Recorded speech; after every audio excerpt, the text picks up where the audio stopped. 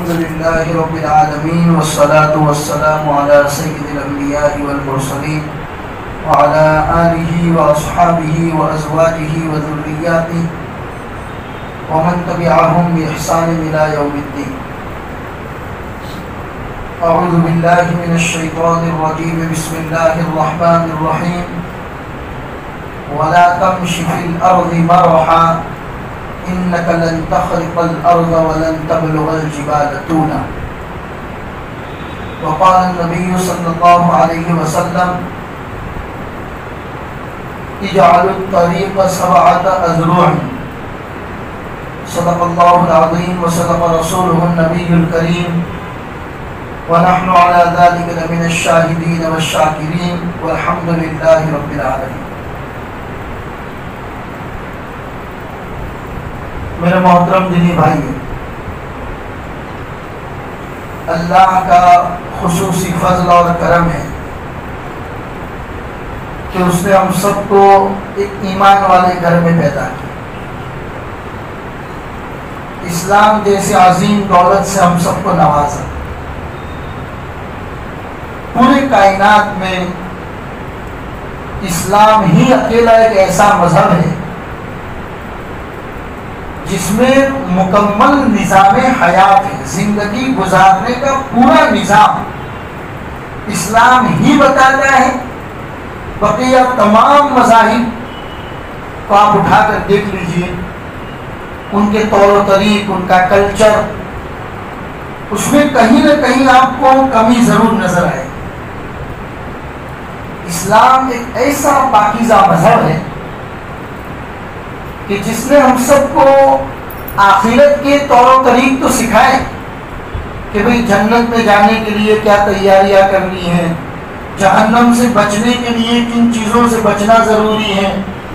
آخرت کی تیاریاں تو اسلام نے ہمیں سکھائی، لیکن اس کے ساتھ ساتھ دنیا میں زندگی گزارنے کے پورے نظام، پورے سسٹم کو، ایک ایک چیز کو نبی پاک صلی اللہ علیہ وسلم نے اور قرآن مقدس میں اللہ تبارک و تعالیٰ نے بیان فرمایا. ہر چیز. یہ بات الگ ہے کہ ہم صحیح معنوں میں قرآن کو فالو نہیں کرتے، محمد رسول اللہ کے طور و طریق کو اپنی زندگی میں نہیں اپناتے. یہ ہماری کمی. ورنہ آپ اپنی زندگی کے جس پہلو میں، جس شعبے میں، جس ڈپارٹمنٹ میں آپ رہنمائی چاہتے ہیں، آپ اسلام کو کھنگالیے، اسلام کا مطالعہ کیجیے، محمد رسول اللہ صلی اللہ علیہ وسلم کی زندگی، آپ کی سیرت اور آپ کے بتائے ہوئے طور و طریق کو پڑھیے، سمجھیے. آپ کو ہر چیز کے اندر طور و طریق دنیاوی زندگی میں گزارنے کا مل جائے. مکمل نظام حیات. یہاں تک کہ آپ مجلس میں بیٹھو تو کیسے بیٹھو، لوگوں کے بیچ میں آپ گفتگو کرتے ہیں، بات کرتے ہیں تو بات کرنے کا انداز کیا ہونا چاہیے. آپ 2-4 لوگوں کے بیچ میں بیٹھے ہیں، گفتگو کر رہے ہیں، اشارہ آپ کو کیسے کرنا ہے، اس کے طور و طریق بھی نبی پاک صلی اللہ علیہ وسلم نے بیان فرمایا. یہاں تک کہ کھانے پینے کے آداب بتائے، پانی پینے کے آداب بتائے. اگر آپ کو چھینک آتی ہے تو اس کے آداب بتائے. ارے آپ کو سستی کی وجہ سے جمائی آتی ہے، بگاسا جس کو ہم بولتے ہیں، جمائی آتی ہے اگر آپ کو، تو اس کے بھی آداب اسلام نے بتائے. راستے میں آپ چلتے ہیں تو آپ کا چلنے کا طریقہ کیا ہونا چاہیے، وہ بھی طور و طریق اسلام نے مکمل طور پر بیان کیا. ایک یہودی نے مدینہ المنورہ کی زندگی میں ایک صحابی سے پوچھا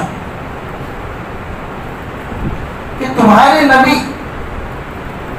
محمد رسول اللہ کیا تم کو چھوٹی چھوٹی باتیں بھی بتاتے، کھانا کھاتے وقت کتنی انگلیوں کو استعمال کرنا ہے وہ بھی بتاتے، تمہیں پانی کیسے پینا ہے وہ بھی تمہارے نبی تمہیں بتاتے.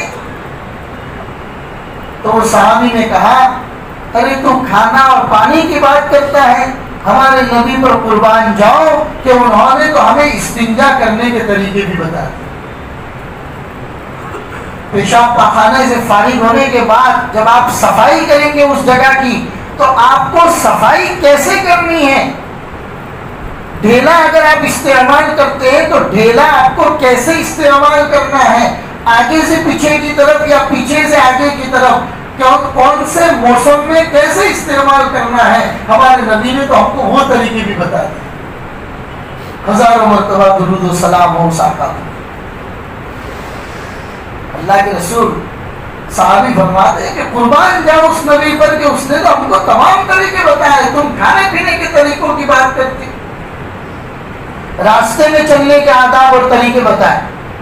میں نے قرآن کریم کی ایک آیت آپ کے سامنے پڑھی. اللہ ارشاد فرماتے ہیں وَلَا تَمْشِ فِي الْأَرْضِ مَرَحًا، زمین میں اکڑ کر مت چلو. جب راستے پر سے آپ گزر رہے ہو، آپ کی چال ڈھال سے کہیں پر اکڑ، ایٹیٹیوڈ، تکبر، گھمنڈ، ابھیمان، یہ تمام چیزیں نظر نہیں آنی چاہیے. پھر اللہ کے رسول نے چل کے طریقہ بتایا. تو حضور کیسے چلا کرتے تھے؟ اللہ کے رسول جب چلتے تھے راستے کے اوپر ایسا لگتا تھا کہ آپ کسی ڈھلان سے اتر رہے. آپ کی پوری باڈی کے اندر ایک نرماہٹ نظر آتی تھی. حضور کی پوری باڈی کے اندر ایک طرح کی نرماہٹ نظر آتی تھی. تواضع، عاجزی، انکساری یہ آپ کی چال ڈھال میں نظر آتی تھی. چلنے کا طریقہ اللہ کے رسول نے بتایا، کیونکہ قرآن میں اللہ بڑا منع فرماتے ہیں وَلَا تَمْشِ فِي الْأَرْضِ مَرَحًا، زمین میں اکڑ کر مت چلو. آگے اللہ اسی آیت کو لگ کر ایک دوسری بات إِنَّكَ لَن تَخْرِقَ الْأَرْضَ وَلَن تَبْلُغَ الْجِبَالَ طُولًا، تمہارے زمین پر اکڑ کر چلنے کی وجہ سے تم زمین کو پھاڑ نہیں دو. ہماری زمین بڑی سخت ہے، تمہارے اکڑ کر چلنے کی وجہ سے زمین پھٹے گی نہیں. وَلَن تَبْلُغَ الْجِبَالَ طُولًا، اور گردنیں اونچی کر کے، چھاتیاں چوڑی کر کے اگر چلتے ہو تو یاد رکھو گردنیں اونچی کرنے کی وجہ سے تم پہاڑوں کی بلندی پر نہیں پہنچو گے. وَلَا تَمْشِ فِي الْأَرْضِ مَرَحًا إِنَّكَ لَن تَخْرِقَ الْأَرْضَ وَلَن تَبْلُغَ الْجِبَالَ طُولًا. یہ طریقے بیان کیے. پھر راستے کے حقوق بیان کیے، چلنے کا طریقہ بھی بتایا اور راستے میں کس طریقے سے چلنا ہے اس کے پورے طریقے بتائے. آج ہم اسی عنوان پر بات کرنا چاہتے ہیں کہ راستہ جس کے اوپر ہم چلتے ہیں، کبھی پیدل چلتے ہیں، کبھی گاڑی پر چلتے ہیں، وہ راستہ اللہ کی کتنی بڑی نعمت ہے، ہم اس پر گفتگو کرنا چاہتے ہیں. ہر نماز میں سورہ فاتحہ میں اللہ سے اہدنا الصراط المستقیم کہتے ہیں کہ اللہ ہمیں سیدھے راستے کی ہدایت عطا فرما. راستہ اللہ کی بہت بڑی نعمت ہے میرے بھائی.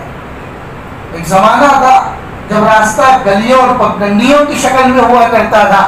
زمانے میں ترقی کی، وہ راستے 4 لائن، 6 لائن، 8 لائن کے نام پر، ہائی وے کے نام پر، موٹر وے کے نام پر، اور صرف زمین پر نہیں بلکہ سمندروں میں راستے بنائے گئے جہازوں کے چلنے کے لیے. اور سمندر ہی کیوں، فضاؤں کے اوپر جتنے بڑے بڑے طیارے اور ہوائی جہاز چلتے ہیں ان کے بھی ایک راستے متعین کیے گئے کہ ان کو اسی سمت میں چلنا ہے. پتا چلا راستہ اللہ کی بہت بڑی نعمت ہے. اس لیے ترمذی شریف کی روایت ہے جو میں نے آپ کے سامنے پڑھی. اللہ کے رسول صلی اللہ علیہ وسلم نے فرمایا اجعلوا الطریق 7 اذرع، اپنے راستے کو 7 گز کا رکھو.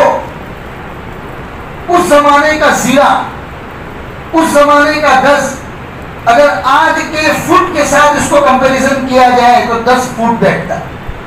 یعنی اللہ کے رسول یہ فرمانا چاہتے ہیں کہ جہاں پر آپ رہتے ہیں، جہاں پر آپ کا قیام ہے، جہاں بود و باش اختیار کرتے ہیں، وہاں کا راستہ میکسیمم 10 فیٹ ضرور ہونا چاہیے. اجعلوا الطریق 7 اذرع، 10 گز کا راستہ ضرور چھوڑا کرو. 10 فیٹ کا راستہ، 7 گز کا راستہ ضرور چھوڑا کرو. یہ ترمذی شریف کی روایت. آپ کہتے ہیں کہ راستے کے بارے میں آج تک تو ایسا سنا ہی نہیں ہم نے کہ حدیث میں بھی اللہ کے رسول نے ایسا بیان فرمایا. جی ہاں، حضور فرما رہے ہیں اجعلوا الطریق 7 اذرع، اپنے راستوں کو 7 گز چھوڑا کرو. پھر ایک روایت میں حضرت معاذ بن جبل رضی اللہ تعالیٰ عنہ بیان کرتے ہیں کہ میں اللہ کے رسول صلی اللہ علیہ وسلم کے ساتھ کتنے غزوات میں شریک رہا، کتنی جنگوں میں شریک رہا.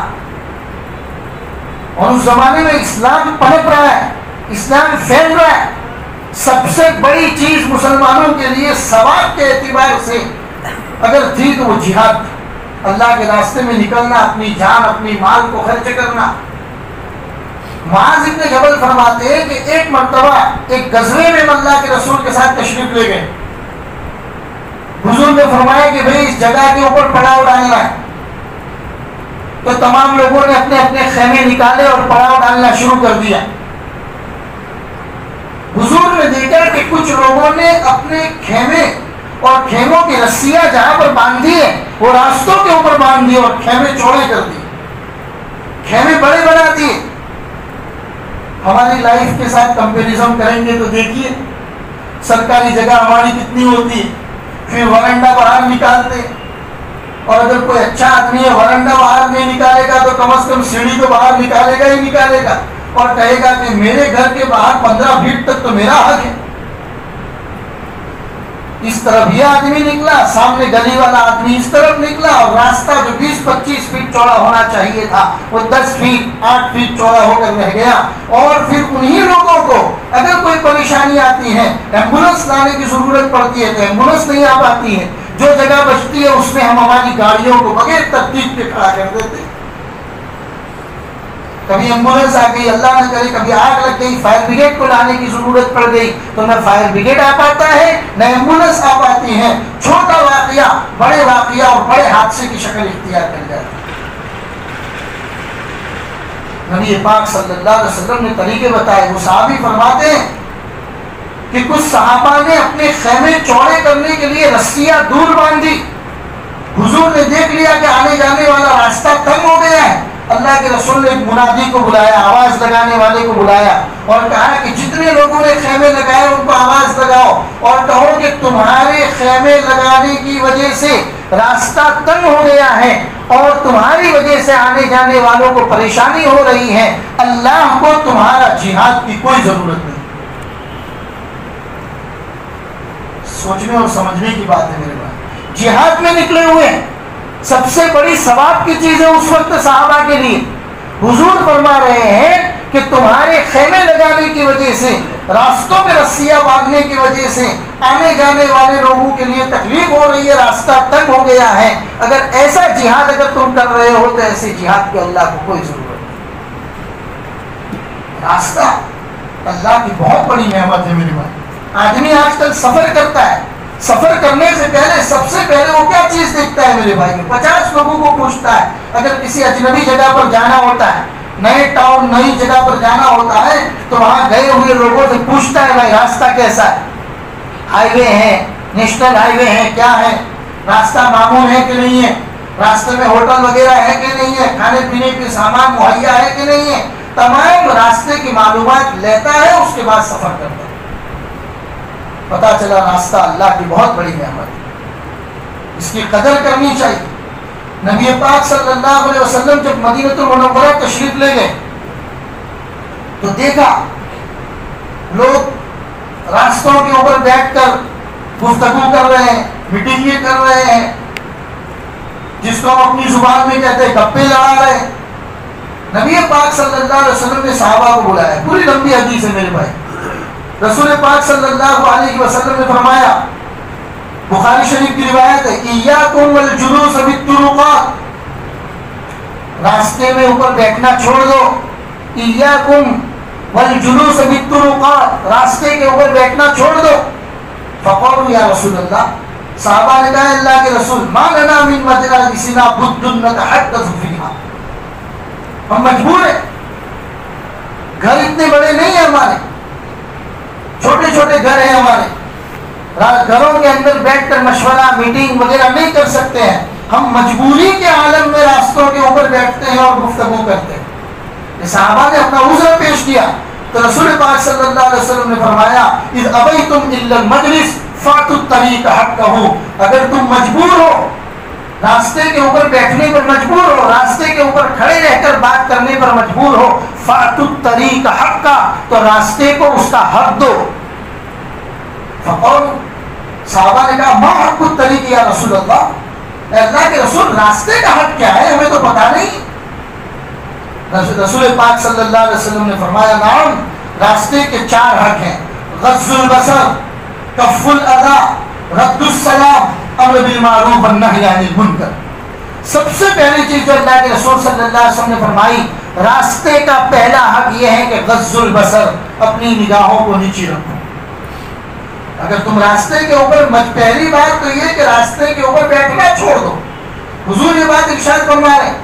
صحابہ نے جب عذر پیش کیا یا رسول اللہ اس کے بغیر چارہ ہی نہیں ہے، تو حضور فرما رہے ہیں اگر چارہ نہیں ہے تو راستے کے حق ادا کرو، اور راستے کا پہلا حق یہ ہے غض البصر، اپنی نگاہوں کو نیچی رکھو. راستے کے اوپر بیٹھ کر آنے جانے والے لوگوں کو دیکھنا، عورتوں کو تاڑنا، غلط نگاہوں کے ساتھ دیکھنا، یہ تمام چیزیں معاشرے میں بڑی بڑی خرابیاں لے کر آتا ہے. میرے بھائی، اسلامی معاشرہ وہ ہوا کرتا ہے کہ جب وہ اپنے گھروں سے باہر نکلتے ہیں، راستوں کے باہر نکلتے ہیں، تو ان کی نگاہیں نیچی رہتی ہیں. سلمان بن فارسی رضی اللہ تعالیٰ عنہ بیان کرتے ہیں کہ جس زمانے میں ایران فتح ہوا، تو کیونکہ پورا علاقہ فتح کرتے کرتے جا رہے تھے، مقدونیہ، عراق، پورا علاقہ فتح کرتے کرتے جا رہے تھے، کہیں پر مسلمانوں کو نقصان نہیں ہو رہا تھا، اللہ تمام مسلمانوں کو فتوحات عطا فرما رہے تھے. تو ایرانی لوگوں نے سوچا کہ مسلمان لشکر کو روکنے کے لیے کوئی نہ کوئی تیاری تو ہونی چاہیے. تو کہا کہ ہماری بچیوں کو، ہماری لڑکیوں کو نیم برہنہ حالت میں راستوں پر کھڑا کر دیا جائے. نیم برہنہ اردو کا یہ لفظ ہے جس کو ہماری زبان میں کہا جاتا ہے کہ جس کو نہ پہننا کہا جائے نہ ننگا کہا جائے. آج کل کی جو بچیوں کے کپڑے ہو گئے، نیم برہنہ حالتوں میں لڑکیوں کو راستوں پر کھڑا کر دیا جائے، مسلمانوں کا لشکر وہاں سے گزرے گا اور ان لڑکیوں کو دیکھنا شروع کر دے گا، تو اللہ جو ان کو فتوحات عطا فرما رہے ہیں ان کی فتوحات رک جائے.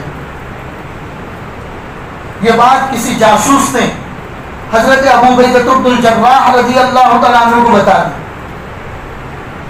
حضرت ابو عبیدہ نے صحابہ کو جمع کر کے ایک چھوٹی سی تقریر کی ان کے سامنے. اے مسلمانوں، آج تمہارے کیریکٹر کا امتحان، آج دشمنان اسلام تمہارے کیریکٹر کا امتحان لینے کے لیے آیا ہوا ہے. آج وہ جنگ میں تمہارے سامنے آ کر لڑنے والا نہیں ہے، اس کو معلوم ہے مسلمان کے ساتھ میدان میں تو ہم کبھی جیت نہیں سکتے، لہذا ان کے ساتھ کیریکٹر کی جنگ لڑی جائے. اور کیریکٹر کی لڑائی یہ ہے کہ جب تم ایران کے اس قلعے میں داخل ہوں گے تو وہ لوگ اپنی دوشیزاؤں کو، اپنی لڑکیوں کو نیم برہنہ حالتوں میں راستے کے دونوں طرف کھڑا کر دیں گے تاکہ تمہاری نگاہیں ان کی طرف اٹھیں اور تمہاری فتوحات کا سلسلہ رک جائے. یاد رکھو تمہارے سامنے اللہ کی آیت ہے. اللہ فرماتے قل للمؤمنین یغضوا من ابصارہم ویحفظوا فروجہم، مومن مردوں سے کہہ دیجئے کہ وہ اپنی نگاہوں کو نیچی رکھے اور اپنی شرمگاہوں کی حفاظت کرے. یہ اللہ تمہیں فرمایا ہے. بس قرآن کی آیت صحابہ کے سامنے آنا باقی تھا. پورا کا پورا لشکر قلعے میں داخل ہوتے ہوئے ایران کے اندر داخل ہو گیا. ایک مسلمان نے بھی ان کی طرف نگاہ اٹھا کر نہیں دیکھا. جب ایرانیوں نے اپنی لڑکیوں کی طرف جا کر بات معلوم کی تو کہا کہ پتہ نہیں کہاں کی مخلوق ہے، انہوں نے تو ایک نگاہ بھی ہماری طرف اٹھا کر نہیں دیکھی. ان سے پوچھا گیا کیا تمہیں پتہ نہیں تھا کہ تمہاری آؤ بھگت کے لیے، تمہارے ویلکم کے لیے لڑکیوں کو تیار رکھا کیا گیا تھا، تم ان کے پاس نہیں گئے؟ انہوں نے کہا کہ ہم لڑکیوں کو کیا دیکھتے. اللہ نے فرما دیا ہے مومن مردوں سے کہہ دو کہ وہ اپنی نگاہوں کو نیچے رکھے اور اپنی شرمگاہوں کی حفاظت کرے. جہاں قرآن کی آیت وہاں پر ہم کسی اور چیز کو نہیں دیکھ سکتے. تو اللہ کے رسول مدینہ والوں کو بتا رہے ہیں، مدینہ والوں راستوں پر بیٹھ کر گفتگو مت کیا کرو، مجلس میں جمایا کرو، لیکن اگر مجبوری ہے تو راستے کا حق ادا کرو. صحابہ نے فرمایا ما حق الطریق یا رسول اللہ، اے اللہ کے رسول راستے کے حقوق کیا ہیں؟ تو اللہ کے رسول پہلی چیز فرما رہے غض البصر، نگاہوں کو نیچی رکھو. کوئی آدمی سامان لے کر جا رہا ہے، اس کے سامان کو تاڑنا، اس کی تھیلی میں کیا ہے، کون گاڑی سے اترا، کون گاڑی میں بیٹھا، کون کس کی گاڑی میں کیا ہے. اسلام کسی کے پرسنل لائف میں انٹرفیئر کرنے کی اجازت نہیں ہے. اجازت نہیں ہے آپ کو کسی کے پرسنل معاملات میں مداخلت کرنے. اس لیے آپ قرآن کریم کے 26واں پارہ سورۃ الحجرات، جس میں زیادہ تر معاشرے کو عمدہ اچھا بنانے کی تعلیم دی گئی ہے، ان میں یہ چیز کہی گئی ہے کہ آپ کسی کے پرسنل معاملات میں مداخلت کرنے کی اجازت نہیں. طریقے بتایا، کسی کے گھر پر گئے، 3 مرتبہ دروازہ کھٹکھٹایا، اگر اس نے نہیں کھولا آپ وہیں سے واپس چلے جاؤ. اسی کی روشنی میں، اسی حدیث کی روشنی میں علماء نے مسئلہ بیان کیا. کسی کو آپ فون کر رہے ہیں، 3 مرتبہ آپ نے اپنے فون کیا، اگر اس نے آپ کا فون ریسیو نہیں کیا، جواب نہیں دیا، 4تھے مرتبہ فون کرنے کی آپ کو اجازت ہرگز نہیں. 4تھے مرتبہ فون کرنا، 4تھی مرتبہ اس کے گھر کے دروازے کو یا بیل کو کھٹکھٹانا یا بجانا، یہ اس کے پرسنل لائف میں مداخلت ہے.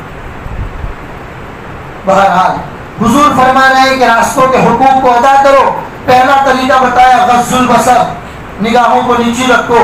اور دوسرا راستے کا حق بتایا کف الاذی، راستے کے اوپر اگر کوئی تکلیف دہ چیز تمہیں پڑی ہوئی نظر آئے تو اس کو ہٹاؤ. آج کل ہم دیکھتے ہیں بڑے بڑے پتھر رکھے ہوئے ہوتے ہیں، تیز گاڑی گزر جاتی ہے، کبھی کبھی ٹائر کے کٹ آؤٹ میں آنے کی وجہ سے وہ پتھر اڑ کے کسی کو لگتا ہے، آدمی کی بعض مرتبہ جان چلی جاتی ہے.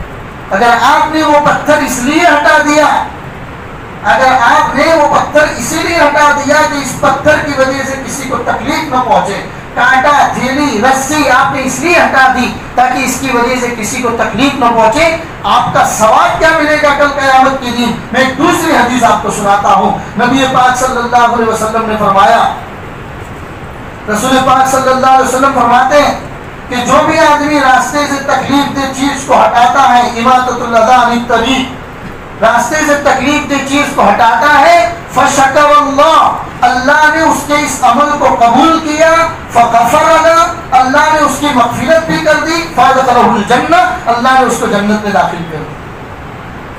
میرے بھائی کتنا آسان کام، اسلام پہ چلنا، اسلام کے طریقوں کو اپنانا اور جنت میں جانا. اللہ تبارک و تعالیٰ فرما رہے راستے کے اوپر تکلیف دہ چیز کو ہٹا دو، نیت تمہاری یہ ہونی چاہیے کہ اس کی وجہ سے کسی کو تکلیف نہ پہنچے. اللہ فرماتے ہیں اللہ اس عمل کو قبول بھی کرتے ہیں، نمبر 1.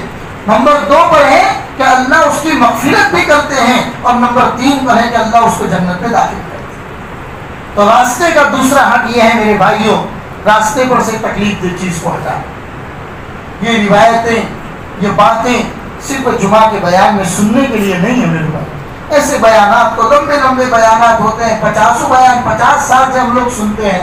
اگر کوئی دین کی بات ہماری زندگی میں نہ آئے اور عملی نمونہ نہ بنے، اور اگر ہم اس کو اپنی زندگی میں نہ اپنائیں، تو ایسے 50 سال کا بیان سننا بیکار ہے میرے بھائی. چاہے کم سنتے ہو، لیکن اللہ اگر عمل کی توفیق دیتا ہے تو ایک دین کی بات کے اوپر بھی عمل کرنا کبھی کبھی مغفرت کے لیے کافی ہو جائے. اسی لیے میرے بھائیوں انسان اس بات کو اپنی زندگی میں اپنائے، راستے سے گزر رہے کوئی بھی تکلیف دہ چیز ہو تو اس کو ہٹا دی جائے اور نیت اپنی درست کر لی جائے. اکابرین فرماتے ہیں انسان کو کچھ کام ایسے ضرور کرنے چاہیے جس کو وہ اور اس کا اللہ جانتا ہو، جس میں کوئی دکھاوا نہ ہو. ٹوائلٹ میں گیا، دیکھا کہ وہاں چھوٹی چھوٹی چونٹیاں ادھر ادھر گھوم رہی ہیں، اس نے پانی اس لیے نہیں ڈالا ہر طرف تاکہ یہ چونٹیاں کہیں پانی میں نہ بہہ جائے. ان چونٹیوں کو اللہ کی مخلوق کو بچانے کے لیے وہ ویسے ہی پانی ڈالا ہوا کے باہر آ گیا، یعنی سائڈوں میں جہاں سے وہ چونٹیاں گزر رہی تھی اس نے پانی نہیں ڈالا تاکہ اللہ کی مخلوق کہیں برباد نہ ہو جائے. اب یہ عمل اس نے اللہ کی رضا کے لیے کیا. کہاں بیٹھ کے کر رہا ہے؟ واش روم میں بیٹھ کے کر رہا ہے. وہ اور اس کا اللہ جانتا ہے اور کچھ نہیں جانتا. انسان کی مغفرت کے لیے کافی. اسی لیے راستے پر تکلیف دہ چیز کو، اب راستے پر تکلیف دہ چیزیں ضروری نہیں ہے کہ پتھر پڑا ہوا ہو، ضروری نہیں ہے کہ کانٹا ہی رکھا ہوا ہو. ہماری گاڑیوں کو غلط طریقے سے پارک کرنا یہ بھی کتنی چیزوں کو نقصان پہنچا میرے بھائی. اور سب سے زیادہ بےدرکاری، غفلت مسلمان قوم میں پائی جائے. ہم لوگ جمعہ کے دن آتے ہیں، یا لبے سڑک جو مسجدیں ہوتی ہیں، روڈ کے اوپر جو مسجدیں ہوتی ہیں، وہاں پر جو ہم گاڑیاں پارک کرتے ہیں، ہر انسان اپنی سہولت دیکھتا ہے کہ جمعہ پڑھ کے یا نماز پڑھ کے نکلوں تو گھر سے میری گاڑی نکل جائے، میری گاڑی نکالنے میں مجھے پریشانی نہ ہو، چاہے میں پارک ایسی جگہ پر کروں کہ 50 آدمیوں کو اس سے پریشانی. یہ اسلام ہے میرے بھائیوں. صرف 5 نمازیں پڑھ لینا اسلام نہیں ہے، روزہ زکوٰۃ حج ادا کر دینا اسلام نہیں ہے. آپ اپنی گاڑی کو اس طریقے سے پارک کرتے ہیں کہ میری گاڑی کی وجہ سے کسی اور کو پریشانی نہ ہو. یہ بھی اسلام ہی کا ایک حصہ ہے. یہ بھی اسلام ہی کا ایک حصہ ہے.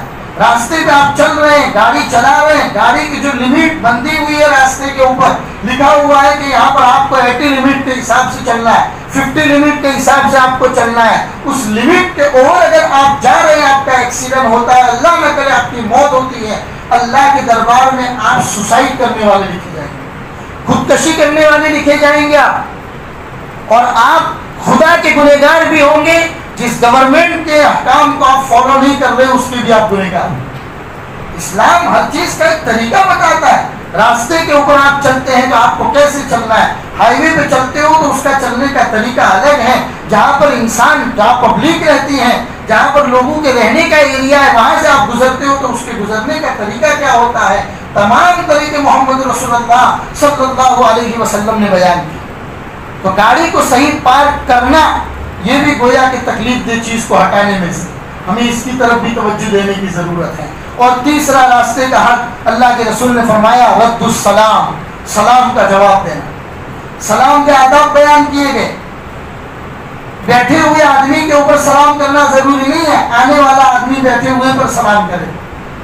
کھڑا آدمی ہے, دوسرا آدمی سواری پر گزر رہا ہے تو سواری والا آدمی کھڑے ہوئے آدمی کو سلام کرے. اور جب اس نے سلام کر دیا, یاد رکھیے سلام کرنا سنت ہے لیکن سلام کا جواب دینا واجب ہے. سلام کرنا سنت ہے. افشوا السلام بینکم, رسول پاک صلی اللہ علیہ وسلم نے فرمایا سلام کو پھیلاؤ. محبتیں بڑھتی ہیں اس سے, آپس میں معاشرے میں ایک دوسروں کو سلسلے میں محبتیں بڑھتی ہے. اس لیے یہ نہیں کہا کہ سلام کرو, یوں فرمایا افشوا السلام. سینٹینس ہے عربی کا, جو یہ سینٹینس ہے افشوا السلام بینکم, اس کا مطلب ہے سلام کو پھیلاؤ. اس سے آپس میں محبتیں بڑھتی ہیں. تو سلام کرنا سنت ہے میرے بھائیوں, لیکن سلام کا جواب دینا واجب بن جاتا ہے. اس لیے اس کا خیال رکھو. یہ راستے کا تیسرا حق ہے. اور راستے کا چوتھا حق نبی پاک صلی اللہ علیہ وسلم نے فرمایا الامر بالمعروف والنہی عن المنکر, لوگوں کو بھلائی کا حکم کرنا اور برائی سے روکنا. آپ نماز پڑھنے کے لیے آ رہے, ایک آدمی نماز سے غافل ہے, آپ نے آتے ہوئے اس کو دین کی دعوت دے دی, میرے بھائی چل نماز کا وقت ہو رہا ہے, چلو نماز پڑھ لے. ایک آدمی برائی میں مبتلا ہے, گناہ کر رہا ہے, تو اس سے روکنا ہے. یہ بھی راستے کا حق ہے, اسلام کا طریقہ ہے. محمد رسول اللہ بتاتے. ہر آدمی کہتے ہیں آج کل جو چل پڑا ہے اپنے بھی جانی پنچایت ہوں کروا کریے. یہ پنچایت نہیں ہے میرے بھائیوں.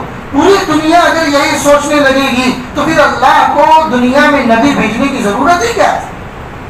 پوری دنیا یہی سوچے گی وہ آدمی برائی کر رہا ہے, میں تو برائی نہیں کر رہا. اس کو سیلفش لائف بولتے ہیں میرے بھائیو, صرف اپنا سوچنا بولتے ہیں. اور اسلام ہمیشہ جتنا اپنے کی تعلیم دیتا ہے اتنا معاشرے کو درست بنانے کی تعلیم دیتا ہے. اس لیے اس کے 3 کیٹیگری بیان کی گئی. رسول اللہ صلی اللہ علیہ وسلم نے فرمایا اذا رأیتم المنکر, جب تم میں سے کوئی آدمی بری چیز کو ہوتا ہوا دیکھے تو ضروری ہے کہ اس کو ہاتھ سے روکے. فَإِن لَمْ يَسْتَطِعْ, اگر تمہارے اندر اتنی طاقت نہیں ہے کہ برائی کو ہاتھ سے روک سکو, فَبِلِسَانِهِ, تو زبان سے روکو. فَإِن لَمْ يَسْتَطِعْ, اور اگر تم میں اتنی بھی طاقت نہیں ہے کہ کسی ہوتی ہوئی برائی کو ہاتھ سے یا زبان سے روک سکو, تو اللہ کے رسول نے فرمایا کہ دل میں اس کو برا سمجھو. اور اگر دل میں بھی برا سمجھنے کا تمہارے پاس ٹائم نہیں ہے تو پھر اللہ کے رسول کیا فرماتے ہیں, پھر اپنے آپ کو ایمان والا مت کہنا, پھر تم ایمان والے نہیں ہو. کیونکہ دل میں کسی برائی کو برائی سمجھنا, اس کے لیے تو آپ کو کسی کی پرمیشن کی ضرورت نہیں. پھر بھی آپ کا دل برائی کی طرف اتنا مائل ہو گیا ہے کہ برائی کو برائی کہنے, روکنے یا سمجھنے کے لیے تیار نہیں ہے, تو اللہ کے رسول صلی اللہ علیہ وسلم فرماتے ہیں پھر آپ کو اپنے آپ کو ایمان والا کہنے کی ضرورت ہے. بہرحال میرے بھائی, میں نے آپ کے سامنے قرآن کریم کی آیت اور بخاری شریف کی 2-4 روایتیں بیان کی. ان تمام کا خلاصہ یہ ہے کہ راستہ اللہ کی بہت بڑی نعمت ہے جو اللہ تبارک و تعالیٰ نے عطا فرمایا. ترمذی شریف کی روایت آپ کے سامنے فرمائی. اللہ کے رسول صلی اللہ علیہ وسلم فرماتے ہیں کہ 7 گز یعنی کہ 10 فٹ کا راستہ ضرور چھوڑا کرو، اور اگر اس 10 فٹ کو کم کرنے میں کہیں نہ کہیں پر تمہاری وجہ سے کمی آتی ہے اس 10 فٹ کو کم کرنے میں، تو یاد رکھو تمہاری عبادتوں کی اللہ کو کوئی ضرورت نہیں۔ کتنی سخت روایت ہے میرے بھائی، اس 10 فٹ کے راستے کو کم کرنے میں اگر کمی تمہاری وجہ سے آتی ہے تو تمہاری جہاد جیسے عظیم عبادت کو بھی اللہ کو کوئی ضرورت نہیں۔ اسی لیے راستہ اللہ کی بہت بڑی نعمت ہے۔ اللہ کے رسول نے مدینہ جا کر جو صحابہ کو سب سے پہلی بات بتائی تھی وہ یہی کہ راستوں پہ کھڑے ہو کے گفتگو نہ کیا کرو، راستوں پہ کھڑے ہو کے مجلس بازیاں نہ کیا کرو، اور اگر مجبوری ہے تو راستے کے حق ادا کرو۔ صحابہ نے پوچھا یا رسول اللہ ما حق الطریق، راستے کا حق کیا ہے؟ تو اللہ کے رسول نے 4 چیزیں بتائی۔ سب سے پہلی چیز بتائی غض البصر، نگاہوں کو نیچی رکھو۔ دوسری چیز بتائی اماطۃ الاذی عن الطریق، راستے سے تکلیف دہ چیز کو ہٹاؤ۔ تیسری چیز بتائی رد السلام، سلام کا جواب دو۔ اور چوتھی چیز بتائی امر بالمعروف والنہی عن المنکر، بھلائی کا حکم کرو اور برائی سے روکو۔ اللہ تبارک و تعالی راستے کی ضرورت، اہمیت اور راستے کے بارے میں قرآن مقدس اور حدیث میں جتنی باتیں ارشاد فرمائی گئی ہیں اللہ ہم سب کو سمجھنے کی اور ہماری زندگیوں میں اس کو اپنانے کی توفیق عطا فرمائے۔ وصلی اللہ علی النبی الکریم وعلی آلہ واصحابہ اجمعین برحمتک یا ارحم